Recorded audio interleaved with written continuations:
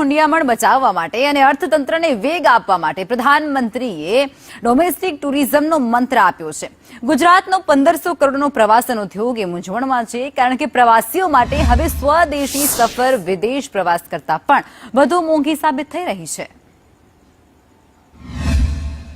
ખાસ કરીને ગુજરાતની વાત કરીએ તો ગુજરાતીઓ માટે વિદેશ પ્રવાસ હંમેશા પહેલી મનપસંદ રહેલો છે અને લગભગ ગુજરાતમાંથી આઉટબાઉન્ડની વાત કરીએ તો 1500 કરોડથી વધારે નો આઉટબાઉન્ડનો બિઝનેસ છે। માનનીય પ્રધાનમંત્રીશ્રીએ જ્યારે અપીલ કરી છે વિદેશ પ્રવાસને ટાળવા માટેની, ખૂબ સરસ અપીલ છે અને આપણે જ્યારે પણ દેશની પરિસ્થિતિ જે પણ હોય એ રીતે આપણે સાથે ચાલવું જોઈએ અને વિદેશી હુંડિયામણ કઈ રીતે બચે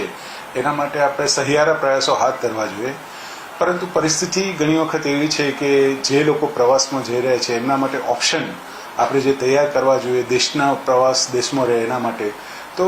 ખાસ કરીને ભારતની વાત કરીએ તો પ્રવાસન સ્થળોનો જે વિકાસ આપણી પાસે વાત કરીએ તો હિમાચલ, કાશ્મીર, કેરાલા અને ખાસ કરીને આપણે વાત કરીએ કે દાર્જિલિંગ, સિક્કિમ સિવાય લગભગ આપણી પાસે કોઈ એવા પ્રવાસન સ્થળો નથી કે જ્યાં પ્રવાસીઓ જઈ શકે।